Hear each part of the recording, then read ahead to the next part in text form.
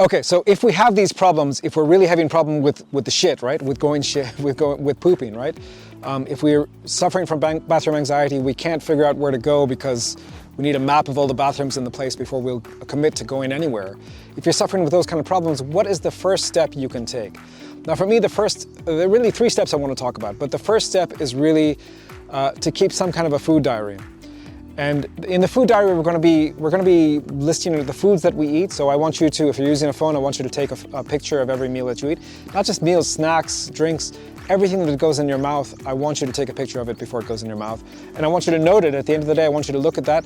And I want you to start to connect your foods you're eating with the symptoms, right? So for example, I can give my own example. I went off plan yesterday. It was Sunday, people were relaxing. I had someone was saying, try this new lychee soda. I don't know if people know what lychee or lychee is. It's a lovely fruit we get in Asia and in South Africa here. So I tried some of that juice and man, it did not agree with me. It gave me a flare up right away, right? So I put in my diary, I tried this juice and I can connect that juice with my symptoms, right? It wasn't pleasant. It wasn't a nice morning this morning, let me put it that way, right? So I can connect the food with the outcome, and I can also connect the food with my mood, because sometimes the symptom isn't going to be that obvious. Sometimes it's just going to be my anxiety was triggered, my depression was triggered, something weird started to happen.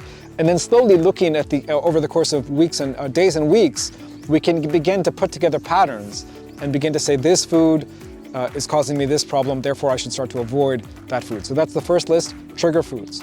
Now using the same tool, the food diary, we're going to put together the safe foods. Now this is a little bit more difficult, right? Because feeling good is sort of our default, or at least it should be. I hope for most of you, feeling good is your default condition. So when you're eating foods and they're not giving you a trigger, they're not giving you a sense of anxiety, they're not giving you problems, it's harder to notice that. But it's important to notice that, really, really important to notice that, okay? So again, I want you to, everything you're eating, I want you to take a picture, I want you to note it down, I want you to look at it at the end of the day and figure out, these were the foods I ate that I had no reaction to at all. They were perfectly safe, right? So safe foods and then trigger foods, and then over time, what you're gonna be able to do is to say, okay, now I can begin to make my own meal plan.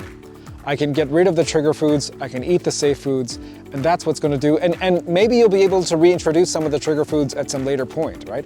I used to be super sensitive to dairy. Like if I accidentally had a drop of milk, I would be on the ground in pain, like it was out of control. Now I have milk almost every morning with my coffee, no issue, right? A little bit of milk, not a lot, right? So things change over time, but in the beginning, these are the first 2 things I want you to do, safe foods and trigger foods. And then the third thing I want you to do is start to make the list of people who can actually support you, right? What do I mean by that? I mean, in order to make any kind of transition, you actually need to surround yourself with people who will be supportive and who will see you through this process.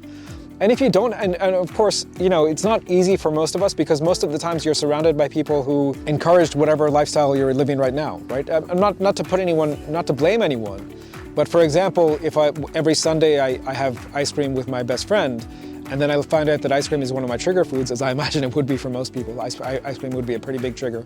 Lots of sugar, lots of dairy, lots of fat, right? So, the fat's not a problem, but with the sugar and the dairy, that could be a problem for most people, right?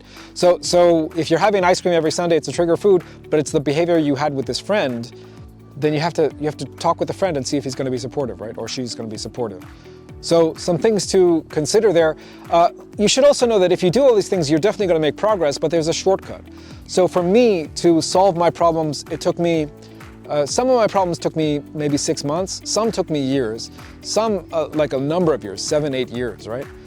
So I'd say some of my problems fixed in a matter of weeks, some fixed in a matter of like 2 or 3 years, and some of them a lot longer, 7, 8 years, right? And if you want a shortcut, my clients see results literally in 3 months. We do have some openings for the program that's opening up next month. If you're interested, the details to contact me and book a call is down below. You can also take the free quiz down below, which would give you an assessment of how to rate your autoimmune symptoms, and it'll give you a sort of ranking of where you are and what to do next. Thanks so much, and I'll see you in the next one.